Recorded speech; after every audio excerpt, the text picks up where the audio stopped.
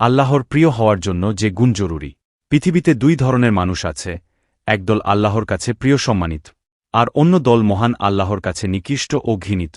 যারা আল্লাহর প্রিয় ও সম্মানিত, তারাই প্রকৃত সম্মানিত ও ভালো মানুষ, আর যারা আল্লাহর কাছে ঘৃণিত ও নিকৃষ্ট, তারাই প্রকৃত নিকৃষ্ট মানুষ।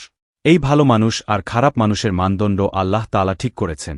পবিত্র কোরআনে মহান আল্লাহ বলেন, হে লোক সকল, তোমাদের আমি একজন পুরুষ ও একজন নারী হতে তৈরি করেছি, তারপর বিভিন্ন বংশ ও গোত্রে বিভক্ত করেছি, তোমরা যাতে একে অন্যকে চিনতে পার।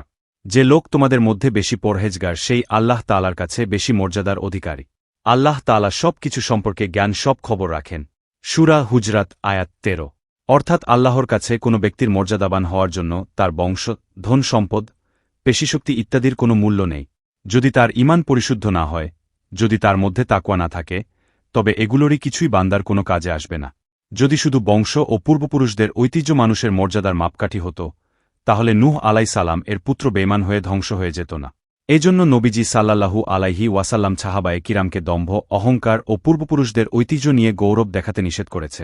হাদিস শরীফে ইরশাদ হয়েছে, ইবনে উমার রাদিয়াল্লাহু আনহু থেকে বর্ণিত, মক্কা বিজয়ের দিন রাসূলুল্লাহ সাল্লাল্লাহু আলাইহি ওয়াসাল্লাম উপস্থিত জনতার উদ্দেশ্যে ভাষণে বলেন, হে জনমণ্ডল, তোমাদের থেকে আল্লাহ তাআলা জাহেলিয়াত যুগের দম্ভ ও অহংকার এবং পূর্বপুরুষের গৌরবগাথা বাতিল করেছে। এখন মানুষ দুই অংশে বিভক্ত, একদল মানুষ নেককার, পরহেজগার, আল্লাহ তাআলার নিকট প্রিয় ও সম্মানিত, এবং অন্য দল পাপিষ্ঠ, দুর্ভাগা, আল্লাহ তাআলার নিকট অত্যন্ত নিকৃষ্ট, নিচু ও ঘৃণী। সব মানুষ আদমের সন্তান। আল্লাহ তাআলা আদম আলাইহিস সালামকে মাটি দিয়ে তৈরি করেছেন। তিরমিজি হাদিস 3270। তাই অর্থসম্পদ ও সৌন্দর্য আল্লাহর দরবারে মর্যাদা বৃদ্ধির মাপকাঠি ন।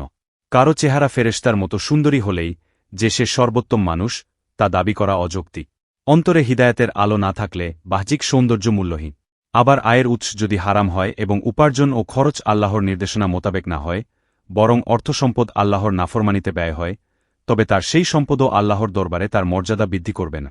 আবু হুরায়রা রাদিয়াল্লাহু আনহু থেকে বর্ণিত, মহানবী সাল্লাল্লাহু আলাইহি ওয়াসাল্লাম বলেন, নিশ্চয়ই আল্লাহ তোমাদের বাহ্যিক চেহারা ও বিত্তবৈভবের প্রতি লক্ষ্য করেন না, বরং তিনি তোমাদের কার্যকলাপ ও অন্তরের দিকে লক্ষ্য রাখে। ইবনে মাজাহ হাদিস 4143। এমনিভাবে যদি শুধু শক্তি আল্লাহর প্রিয় হওয়ার মাধ্যম হতো, তাহলে আজ সামুদ জাতীয় আল্লাহর প্রিয় হত। হ্যাঁ, ঈমান ও তাকওয়া অর্জনের পর উল্লিখিত সবই মানুষের সম্মানকে আরও বাড়িয়ে দেয়। কিন্তু ঈমান ও তাকওয়াই হল মূল বিষয়। তাই মহান আল্লাহর কাছে গ্রহণযোগ্য হতে হলে অবশ্যই তার হুকুম মোতাবেক জীবন গড়তে হবে।